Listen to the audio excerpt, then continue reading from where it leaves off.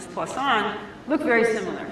So for a lot of image processing applications where you're actually dealing with counts of photons and things like that, it's okay to make a Gaussian assumption even though your data is Poisson. But if you have lots of empty or zero values, then you maybe need to think about it again. So we can do Poisson tensor factorization instead. So we take our sort of probability for a Poisson variable given a mean lambda in this case, that's our formula. So we can just plug that in and fit that model instead. And so you get this log likelihood function here, where I have the model minus the data times the log of the model, and I sum that up across all observations. My model is still multilinear. So this is sometimes known as Kullback-Leibler divergence. And it also turns out that all the parameters that go in should be non-negative. If they're 0, then you have 0 chance of observing something. I don't think it's even defined for negative. It just returns 0. So all your components, A, B, C, and your optional weights are non-negative, so it's easy to interpret. And then what you're getting out are Poisson parameters, and then they generate observations that are discrete. So here's how I interpret it. So Urns and balls. I'm sorry if this brings out poor feelings from your old probability class. But the total sum of entries in the X is the number of balls I've thrown in. That's actually equal to the sum of all the weights if I've normalized every column vector to sum to 1. So all the 1 norms are 1.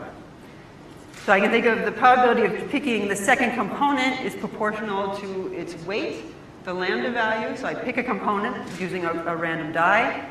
Then I pick an I index, a J index, and a K index using A, B, and C respectively. So the A tells me the I, the B tells me the J, the C tells me the K. Again, a weighted random variable selection. That tells me I throw a ball in the IJK urn. And then I repeat this process. I pick a component, I pick an I, I pick a J, I pick a K. I throw a ball in the IJK bin, and I keep repeating. So that's sort of how I interpret this model. And actually, I started with this and then worked with a statistician to figure out that's really because it's a Poisson or multinomial assumption. Again, this is a hard problem to solve. It's completely non-convex. We again have to assume that the number of factors is given, or make it a research problem to find that. We could do alternating methods where we hold 2 matrices fixed, solve for the last one. And we have both multiplicative updates, which is sort of like Lee-Sung non-negative matrix factorization, only I would say a little bit better. And then we have Newton and quasi-Newton methods as well, and they're nice because it really decomposes into tiny little problems. So I'll give you one little example on an evolving social network. I don't know if I think Netflix is the most studied. I'm not sure. It might be Enron email network. So 8,000 messages over 28 months, 100 users and 8,500 messages between them. So now I'll do counts. XIJK is the number of emails from user I to user J in month K. So what do I see? So I have users and receivers, and then what you see in the last one is the little gray dots are the total volume of data, and the black is how much this particular component explains, and the volume of those messages per month. Everybody is blue here except for one, and it turns out that blue corresponds to the legal department.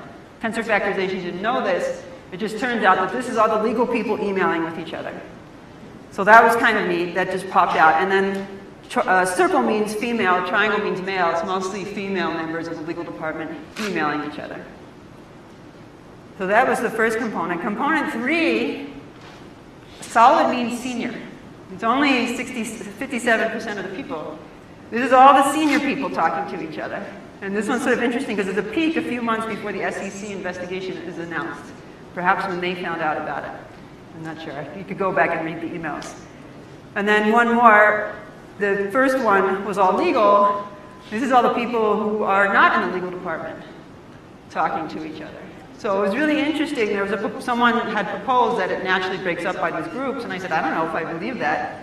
The tensor model seems to agree that there is sort of associations based on their role in work with their junior or senior that play out in their communications. And then here's another one that's another group, mostly female.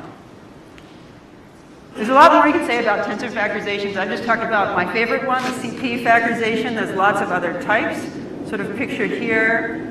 There's other objective functions you can consider, like non-negative least squares, not Poisson, orthogonal, Bayesian, binary. There's lots of computational issues. You can just see that's just a partial list. Everything from efficient computations to coupled data to symmetry. I spent a lot of time worrying about symmetry. Sometimes two modes should be equal, things like that. And I'll close by, I hope today you're motivated to at least consider putting tensor factorizations into your sort of toolbox of things you might try. Now it's so easy, you can download Factorization Machine or Tensor Toolbox and try it out. The basic idea for the one I talked about, CP, is decomposing into the sum of rank 1 tensors.